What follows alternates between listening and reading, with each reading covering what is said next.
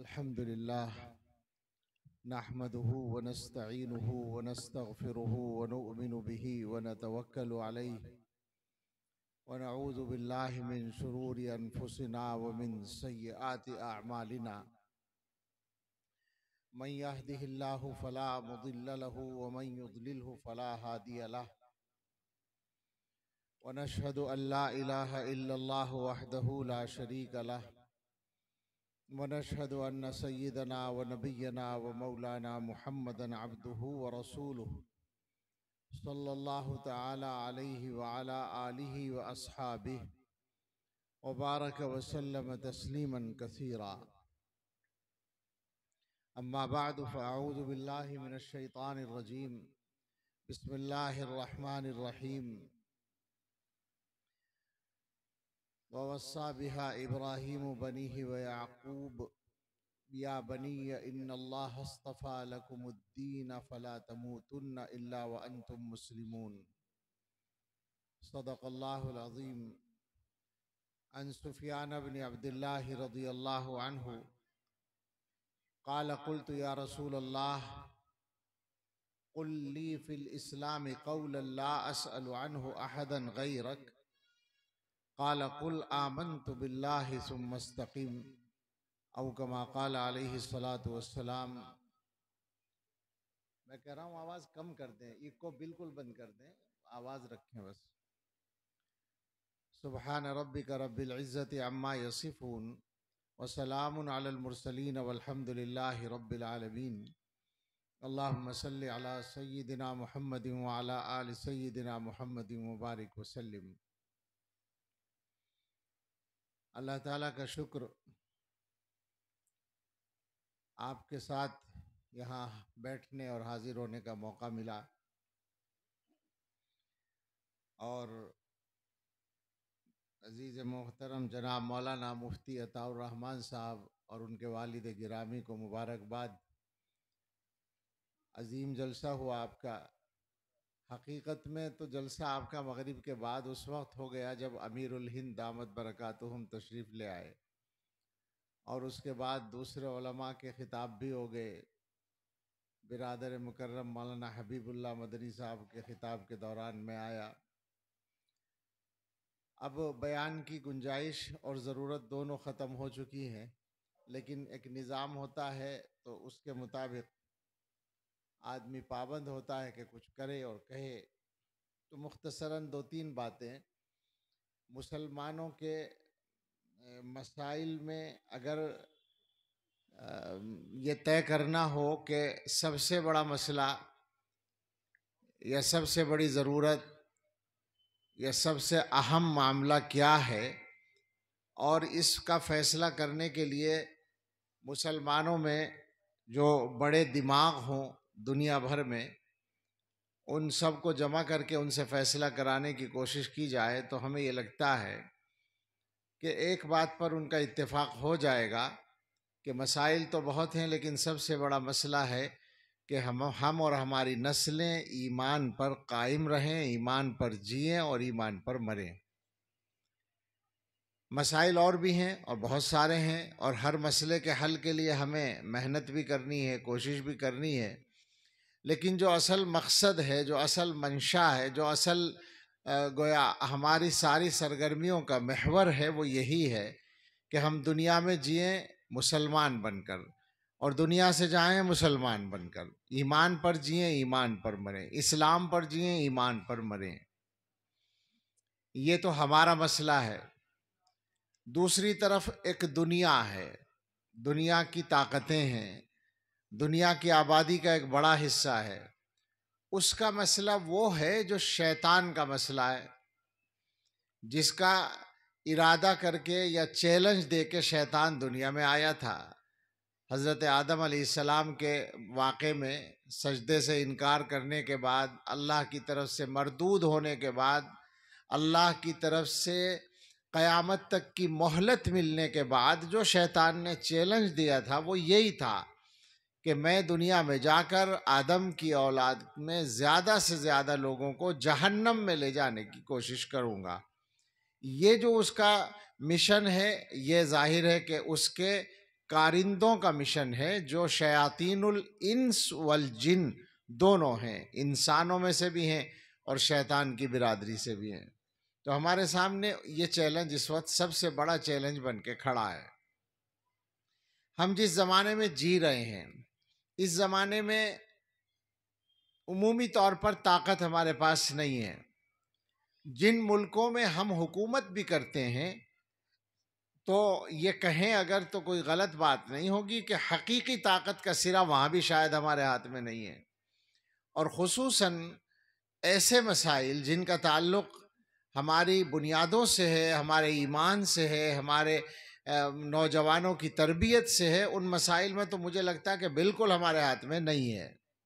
मुझे एक चीज़ याद आती है, गालिबन 2003 की बात है, जब इराक़ में सद्दाम हुसैन की हुकूमत का ख़ात्मा हुआ था अमेरिका के ज़रिए, और अमेरिका की नुमाइंदा हुकूमत वहाँ कायम हुई थी। उसके क़याम को 3 महीने हुए थे शायद, जब अखबार में एक छोटी सी खबर आई थी, उसे मैंने पढ़ा और पढ़कर मैं मुतवज्जह हुआ, चौंका और उसको याद रखा, बयान भी किया बहुत सी जगह। खबर ये थी कि हुकूमत ने, यानी वही अमेरिका की नुमाइंदा हुकूमत ने एक फरमान जारी किया कि यूनिवर्सिटियों में जो मजहबी दीनी शोबा है, दीनियात का शोबा है, उसके निसाब पर नजर सानी की जाए। आप गौर करें क्या मतलब हुआ इसका। सद्दाम हुसैन के दौर में ही कौन सी यूनिवर्सिटियों में दारुल उलूम का निसाब पढ़ाया जा रहा होगा। यूनिवर्सिटियों का एक शोबा, दीनियात का शोबा, उसमें जिस कदर कुरान और हदीस पढ़ाया जा रहा था वो भी मंजूर नहीं था, उस पर नजर सानी। और नजर सानी का मतलब तो आप समझते होंगे, इस ज़माने के बहुत ख़ास लफ्ज़ों में से है नजर सानी। यानी अगर यूँ कहा जाए, कहना हो कि मसलन हुकूमत ने तेल की कीमत बढ़ाई, तो यूँ नहीं कहा जाएगा कि तेल की कीमत बढ़ाई, कहा जाएगा तेल की कीमतों पर नजर सानी की गई। कहने का यही तरीका है। तो नजर सानी का मतलब था कि वहाँ से दीनी निसाब को और घटा दिया जाए। मैंने ये गुज़िश्ता 20-25 सालों के अरसे में दुनिया के अंदर मुल्कों में जो तालीमी निज़ाम चल रहे हैं, छोटी मोटी मालूमात, मेरी मालूमात बहुत ज़्यादा नहीं है, लेकिन जो मुशाहदा किया है और वो हमारे मुल्क में भी आ गया, तो उन सब को देखकर ये समझा है कि आलमी ताकतों का एजेंडा है तालीम के सिलसिले में, जो हर मुल्क में नाफिज हो रहा है, वो मुस्लिम मुल्क हो या दूसरे मुल्क हो, हमारा मुल्क भी उसी में आता है। ऐसे हालात में जाहिर है कि हम उसको ख़त्म करने की पोजीशन में नहीं हैं, तो इसके साथ रहते हुए हमें अपने और अपने बच्चों के ईमान की हिफाजत का इंतज़ाम करना है। वो इंतज़ाम जो है हमारी तरफ से, ये वो मदरसे हैं जो हमें हमारे बड़ों की मीरास के तौर पे मिल गए हैं अल्लाह के फजल से। लिहाजा अब सबसे बड़ा काम हमारे करने का ये बनता है कि हम इन मदरसों को उस तरह चलाएं जैसे हमें इन्हें चलाना चाहिए। इस मौजू पर बहुत लंबी बात भी हो सकती है, मगर मुझे 2-4 ही मिनट में ये बात करनी है, और करनी इसलिए है कि हालात हमारे लिए बहरहाल मुश्किलात का पैगाम लेकर आ रहे हैं। आज की ताज़ा खबर ने कुछ लोगों को राहत का सांस लेने का मौका दिया है। सुप्रीम कोर्ट ने जो यूपी मदरसा बोर्ड के वजूद को आईनी मान लिया है, तो ठीक है, ये एक वक्ती तौर पर हम कह सकते हैं कि खुशाइंद खबर आई है, लेकिन वो मसाइल इससे कम नहीं होते जो मसाइल मदरसों के लिए खड़े हुए हैं। इन हालात में सबसे ज़्यादा हमारी जिम्मेदारी बनती है कि हम इन मदरसों को मजबूत करने वाले काम करें। मजबूत करने वाले कामों में बुनियाद होती है हमारे मज़हब के एतबार से, दीन के एतबार से, हज़रत मुहम्मदुर रसूलुल्लाह सल्लल्लाहु अलैहि वसल्लम की दी हुई सुन्नत के एतबार से, कि हम हर काम अल्लाह के लिए करें, नीयत सही रखें। और हम का मतलब मदरसों में काम करने वाले सब लोग, यानी मसलन मदरसों के ज़िम्मेदार भी, मदरसों में पढ़ाने वाले भी, मदरसों में पढ़ने वाले भी, और मदरसों में ताउन करने वाले भी। किसी के भी सामने, ख़त्म करना है, किसी के भी सामने अल्लाह की रज़ा के अलावा कोई और मकसद ना हो। ख़ास तौर से मैं अपने बच्चों से, जवानों से जो बड़ी तादाद में यहाँ भी मौजूद हैं और हर जगह रहते हैं, ये कहूँगा कि ये उम्र जो है, इस उम्र में आदमी को नुमायाँ होना अच्छा लगता है। इस उम्र की ख्वाहिशात में सबसे बड़ी ख्वाहिश, बल्कि अगर गौर करें तो इस उम्र की क्या कैद है। हम लोगों की आदत हो गई है कि हम सफ़ेद दाढ़ियों वाले जो हैं वो जवानों पर बात रख कर कह देते हैं, वरना जवान हो या बूढ़े हम सब का इस मामले में एक जैसा हाल है कि अपने आप को नुमायां करने की ख्वाहिश हमारे अंदर बहुत रहती है। और नुमायां करना भी क्या है, ज़्यादा से ज़्यादा ये कि वीडियो में हमारा चेहरा आ जाए, फ़ोटो में हमारा चेहरा आ जाए, स्टेज पे हम नज़र आ जाएं। ये इतनी छोटी सी और इतनी मामूली सी और इतनी गैर यानी पायदार सी ख्वाहिश है कि किसी समझदार आदमी की ये ख्वाहिश होनी नहीं चाहिए, मगर ये हो रहा है, होता है, नुकसान होता है इससे। आदमी असल काम पर ध्यान नहीं दे पाता।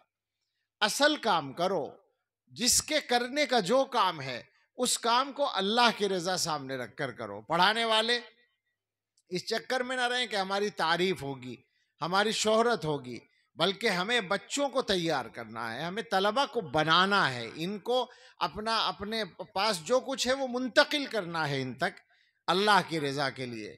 इसी तरह बच्चे भी ये नियत करें कि हमें अल्लाह के रज़ा के लिए इल्म हासिल करना है। ताउन करने वालों से कहना है कि आपको ये शौक़ बिल्कुल नहीं होना चाहिए कि आपने जो ताउन दिया उसका ऐलान ही हो, या उस ताउन की वजह से मदरसे वाले अब आपकी राय का लिहाज करें, आपकी बात माने या आपको अलग से इज्जत दें। ये सब दुनिया के मुतालबे हैं। आपने जो दिया है वो अल्लाह के लिए दिया है, जन्नत में जाने के लिए दिया है। जितनी दुनिया में अगराज मिल जाएंगी, जन्नत में जाना उतना ही कमजोर हो जाएगा। तो बुनियादी बात है कि हम सब लोग नियत पर अपनी मेहनत करें, अपनी नियत को ठीक रखने की कोशिश करें, और ये जहन में रखें कि दुनिया की नुमाइश से शोहरत नहीं होती। इखलास वो असल बुनियाद है जिसकी वजह से दुनिया जानती है, इसलिए कि सारे मामलात का ताल्लुक अल्लाह से है।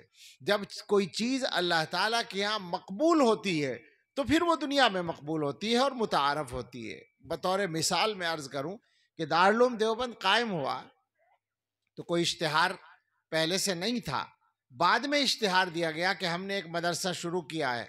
और वो इश्तिहार भी इसलिए दिया गया कि ताकि लोगों को पता चले कि एक नया निज़ाम शुरू हुआ है। और कोई ऐलान नहीं था, कोई जलसा नहीं था, एक उस्ताद और एक बच्चे को बिठाकर काम शुरू कर दिया गया मस्जिद में। और अपनी इमारत दारुल की काम शुरू होने के 10 साल के बाद नौदरे की जो बुनियाद रखी गई है वो दारुल के शुरू होने के पूरे 10 साल के बाद 1283 में दारुल कायम हुआ है। शेखुल हिंद ने पढ़ना शुरू किया है और शेखुल हिंद किराए के मकानों में और मस्जिदों के हुजरों में पढ़ के फारिग हो गए हैं। 1293 में नौदरे की बुनियाद रखी गई है।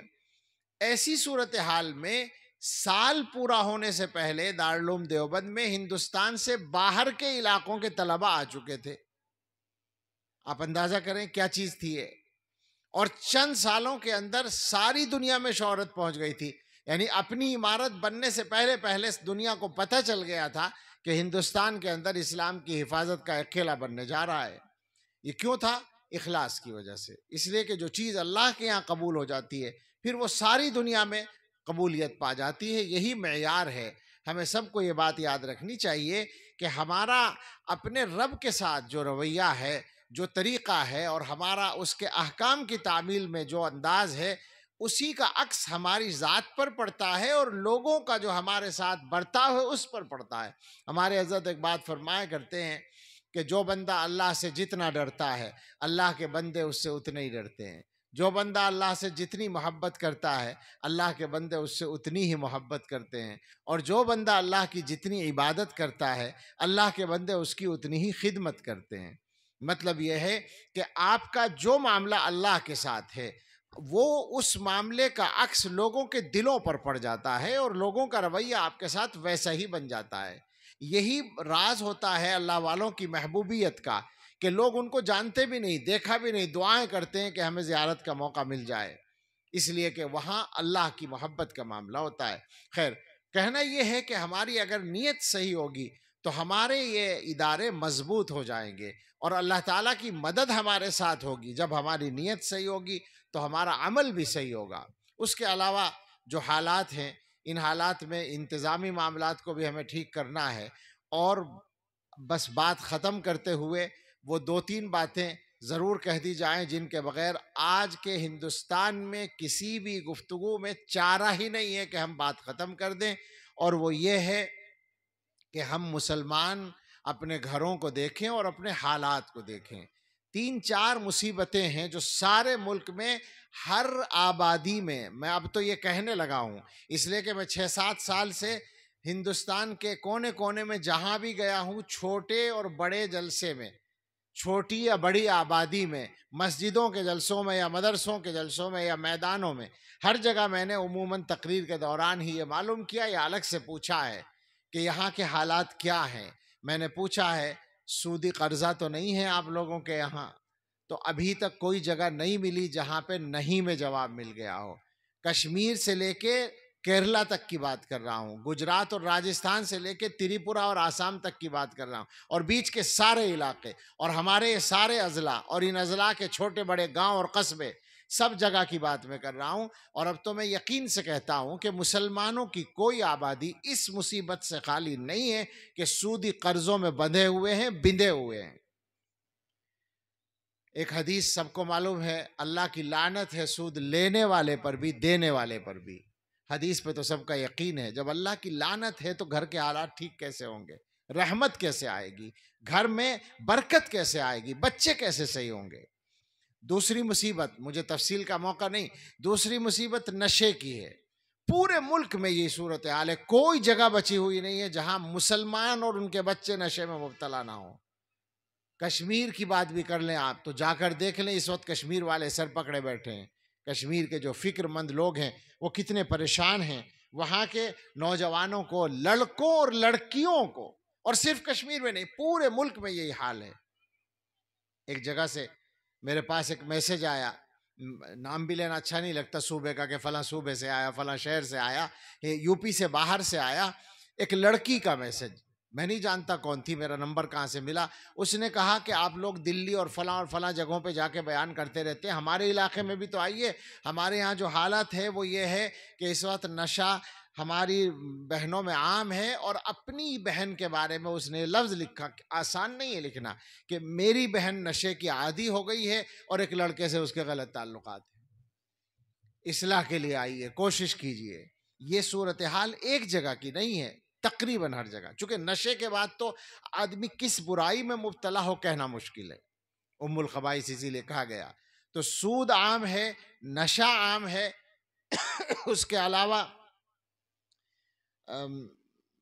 आज ही दिन में मैं को बात और कर रहा था, मजमा आम में कहना अच्छा नहीं लगता, लेकिन इशारतन इशारा क्या होगा, सराहती है, बदकारी बहुत ज़्यादा इस वक्त बढ़ गई है। और आप जानते हैं कि इसके अजाबों में से कहत भी होता है और जलजले भी होते हैं, अल्लाह ताला की रहमत से दूरी भी होती है। और वो बदकारी जो रजामंदी से है, उसका पता कम चलता है ना। बिलजबर अगर हो तो वो आसान नहीं है, और वो वैसा जुल्म दुनिया में भी माना जाता है, लेकिन बिर्रज़ा को दुनिया में जुर्म और जुल्म नहीं माना जाता। तो कम से कम मुसलमानों के घरों में और मुसलमानों के माहौल में तो ये नहीं होना चाहिए। इससे पूरी तरह अपने आप को निकालने की ज़रूरत है। और इन्हीं सब चीज़ों का शाखसाना है वो जिसकी तरफ अभी किसी ने इशारा किया था, कि बच्चियां या बच्चे ईमान से फिर रहे हैं। क्यों फिर रहे हैं? वो सिर्फ इन ख्वाहिशात की तकमील के चक्कर में। ऐसा भी है कि उनकी तरफ से मेहनत हो रही है इस्लाम के बारे में शुकूक पैदा करने के लिए, तो वो भी हो रहा है। इल्हाद भी आ रहा है, इल्हाद भी अपनी तेज़ रफ्तारी के साथ अपना सफ़र आगे बढ़ा रहा है। लेकिन ये जो वाक़यात हैं स्कूलों और कॉलेजों में बच्चों के बिगाड़ के, इनका ज़्यादातर ताल्लुक़ इन्हीं ख्वाहिशात की तकमील से है। तो सब लोग संजीदा हो जाएं, खुदा के वास्ते हर आदमी अपने अपने घर को पकड़ ले। मैं आपसे अगर कहूं तो बुरा ना माने कि हम लोग अपने घरों से गाफिल हैं। हमारे अक्सर मुसलमान भाई अपने घरों से गाफिल हैं। माँ बाप को ये खबर नहीं है कि मेरा बेटा रात को 9 बजे से 12 बजे तक कहाँ रहता है और क्या करता है। और माँ बाप को ये खबर नहीं है कि हमारी बेटी दिन में जो 12 बजे से 4 बजे तक स्कूल के नाम पर गई हुई है वो कहाँ रहती है। अक्सर माँ बाप को ये खबर नहीं है, और ये बदतरीन सूरत हाल है। हमें इससे निकलना है, इसके अलावा हमारे पास कोई चारा नहीं। हम पूरे तौर पर इन मुसीबतों से अपने आप को निकालें, सूदी कर्ज ख़त्म करें, हलाल पर इक्तिफा करें, चाहे तंगी तुर्शी से बसर करनी पड़े, इंशाअल्लाह बरकत भी आएगी, रोज़ी मुक़द्दर की मिल के रहेगी। घरों से सूदी कर्जे को बिल्कुल निकाल दें। नशा अगर हो तो उसके लिए मेहनत करें, चूँकि नशे की आदत पड़ जाती है, उसके लिए मेहनत करनी पड़ेगी उससे बचाने के लिए। और बुराइयों पर नज़र रखें, बुराइयों के होने के जो रास्ते हैं उनको बंद करें, गैर महरमों की मुलाकातों के रास्ते बंद करें और निगरानी रखें। यहाँ से अगर यही चीज़ हम लोग याद करके ले जाएं और इस पर कुछ अमल हो जाए, खुदा के वास्ते जलसे को रस्म ना बनाइए। जलसा करना भी, मैं कल एक जगह कह रहा था, जलसा करना भी आसान नहीं होता। आजकल तो और मुश्किलात पैदा हो गई। जलसा करने वालों से पूछो, कितने दिनों पहले से मेहनत करते हैं, कितने तारीखें लेना एक मेहनत का काम होता है, उसके लिए खर्च का इंतज़ाम करना, आप सबको दावत देना और उसके बाद अमली तौर पर जलसे की सारी कार्रवाई चलाना और सरकारी ज़ाब्तों को पूरा करना, इन सब मेहनतों के बाद जो काम होता है उसका कोई फ़ायदा तो होना चाहिए। वो फ़ायदा ये है कि हम तब्दीली पैदा करें अपने माहौल में। अगर कल कोई हमारे घर में कमी थी, आइंदा कल वो कमी बाकी नहीं रहनी चाहिए, इसकी कोशिश करें। अल्लाह हम सब को तौफीक दे और इस जलसे को हम सब के लिए नाफे बनाए और अपनी बारगाह में कबूल फरमाए। अच्छा, निकाह होने जिन 3-4 मुसीबतों का जिक्र करना था मुसलमानों की, उनमें शादियों का भी था, वो भूल गया मैं। जिस तरह हमारे यहाँ शादियाँ होती हैं वो भी एक बड़ी मुसीबत है, उसको भी कोशिश कीजिए मुख्तसर करने की, आसान करने की।